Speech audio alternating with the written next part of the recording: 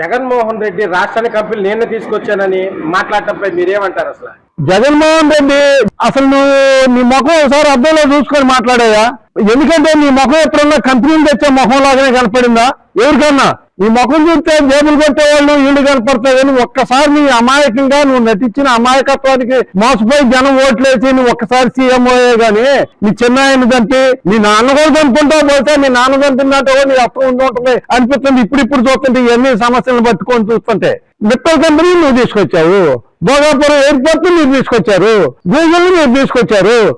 మీరు ఆ రోజు ఏమి చేయాలి? మెట్రో కంపెనీ ఒరిస్సా వెళ్ళిపోయింది, ఇక్కడ ఇట్లేదు వాళ్ళు ఒరిస్సా వెళ్ళిపోయింది ఫ్యాక్టరీ ఆల్రెడీ. ఆ ఒరిస్సా మినిస్టర్ కూడా మాట్లాడాడు అని చెప్పి నువ్వు చెప్పావు నీ టీవీలోనే.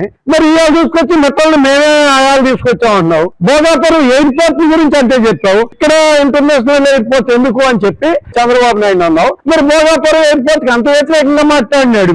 ఇవాళ భోగాపురం ఎయిర్పోర్ట్ కి అనుమతులన్నీ మేమే కట్టామని చెప్పి చెబుతున్నారు. కొంచెమన్నా సిగ్గు శరం శివునెత్తులు ఉన్నాయా నీకు? ఏమైనా మానవ మర్యాద ఏమన్నా ఉందా? మరి నీ ఇంట్లోనే గెలవలేరు. ఇప్పుడు నీ తల్లిని చెల్లినే చదివించలేక వాళ్ళని బయటికి నెట్టేసి నోడివి నువ్వు ఇవన్నీ చేస్తావా?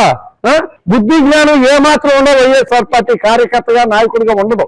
అది పని అయిపోయి సక్రమంగా నడిచి ప్రజల్లో సానుకూలం ఉంటేనే ఉన్నా వాళ్ళది ప్రజల్లో వ్యతిరేకత తీసుకురావటం కోసం ఈరోజు చేస్తున్నావు. ఇందాక ప్రెస్ మీట్ లో ఏం చెప్తున్నావు జగన్మోహన్ రెడ్డి? వాళ్ళు అసెంబ్లీలో బిల్లు పాస్ అయ్యి పార్లమెంట్ పంపించిన బిల్లుని మళ్ళీ మేము అసెంబ్లీలో పెట్టి బిల్లుని మళ్ళీ క్యాన్సిల్ చేయలేమా అంట. అంటే ఇంకా అమరావతిని క్యాన్సిల్ చేద్దామని నువ్వు అసలు ముఖ్యమంత్రి అవటం ఇది ఉందా?